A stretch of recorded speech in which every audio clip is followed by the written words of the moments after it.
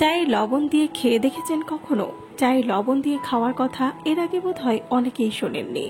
পুষ্টিবিদদের মতে লবণ যে শুধু চায়ের স্বাদ বাড়িয়ে তোলার জন্য দেওয়া হয় তা কিন্তু নয়, লবণেরও রয়েছে অনেক গুণ। মৌসুম বদলের সময় সর্দি কাশি তো লেগেই থাকে, পাশাপাশি এই সময়গুলোতে নানা রকম ভাইরাল রোগবালাই দেখা দেয়।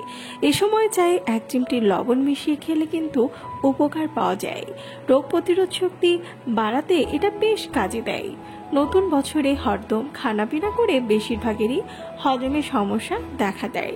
এই ক্ষেত্রে ঘন ঘন ওষুধ না খেয়ে চায়ে এক চিমটি লবণ দিয়ে খেতে পারেন। লবণ কিন্তু খাবার হজমে সাহায্য করে, এমন উৎসেচকের ক্ষরণ বাড়িয়ে তুলতে সাহায্য করে।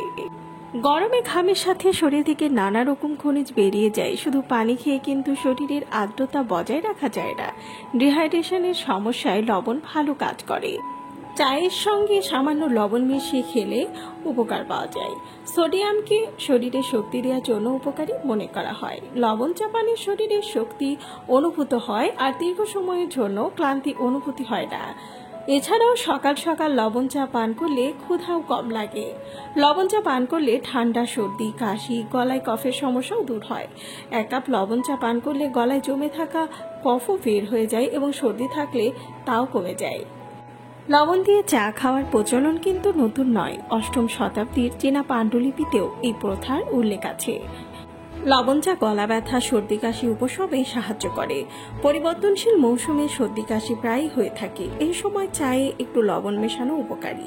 এটি ইমিউনিটিও বৃদ্ধি করে আর রোগ প্রতিরোধ ক্ষমতা বাড়িয়ে তোলে। লবণ যেহেতু খাবার হজমে সাহায্য করে, এটি এমন উৎসেচকের ক্ষরণ বাড়িয়ে তুলতে সাহায্য করে। নতুন বছরের উৎসবে অতিরিক্ত খাওয়ার পর হজমের গোলমাল হয়, তাই বারবার মেডিসিন না নিয়ে চায়ে একটু লবণ মিশিয়ে পান করলে হজমে সাহায্য পাওয়া যায়। লবণ হজমের উৎসেচক উৎপাদন বাড়াতে সহায়ক। গরমে ঘামের সাথে শরীর থেকে খনিজ বেরিয়ে যায়। লবণ চা শরীরের আর্দ্রতা বজায় রাখতে পারে।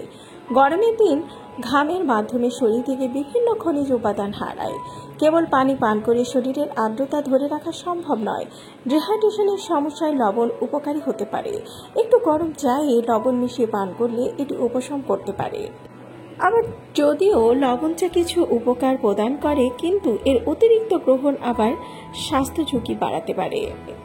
যেমন অতিরিক্ত সোডিয়াম গ্রহণ উচ্চ রক্তচাপের জন্য দায়ী। বেশি লবণ গ্রহণ হৃদরোগ, গ্যাস্ট্রিক, ক্যান্সার, স্থূলতা, অস্টিওপোরোসিস এবং কিডনি রোগের ঝুঁকি বাড়ায়। শিশুদের লবণ খাওয়া ঠিক নয়, কারণ তাদের কিডনি পুনর্গঠিত থাকে না, বিধায় তারা লবণ হজম আর শোষণ করতে পারে না। আর লবণ চা পানের আগে কিছু বিষয় মনে রাখা দরকার, যেমন প্রতিদিনের লবণ গ্রহণের পরিমাণ 2400 মিলিগ্রামের মধ্যে সীমিত রাখতে হবে, যা 6 গ্রাম বা 1 চা চামচের সমান হয়। আর বিশ্ব স্বাস্থ্য সংস্থা অনুযায়ী দিনে 5 গ্রামের বেশি লবণ খাওয়াও ঠিক নয়। যদি কোনো ইনফেকশন বা গুরুতর রোগ থাকে তাহলে চিকিৎসকের পরামর্শ ছাড়া লবণ চা পান করা উচিত নয়। কিছু সংস্কৃতিতে চায়ে লবণ দেওয়ার প্রচলন আছে। সাধারণত লবণ দিয়ে চা পান করা ক্ষতিকর নয়, তবে অতিরিক্ত লবণ স্বাস্থ্যের জন্য ক্ষতিকর। কিছু অঞ্চলে দুধ চা লবণ দিয়ে তৈরি হয়। এটি সেই অঞ্চলের ঐতিহ্য বা স্বাদের পছন্দের কারণ হতে পারে। লবণ চা পেটের গ্যাস কমাতে এবং হজমে সাহায্য করতে পারে। লবণ গরম পানি গার্গল করলে গলা ব্যথা আর সর্দি উপশমে সাহায্য করে। নোনতা চা বিশেষ কিছু অঞ্চলে প্রচলিত এবং এটি স্বাস্থ্যকর বিকল্প হিসেবে বিবেচিত।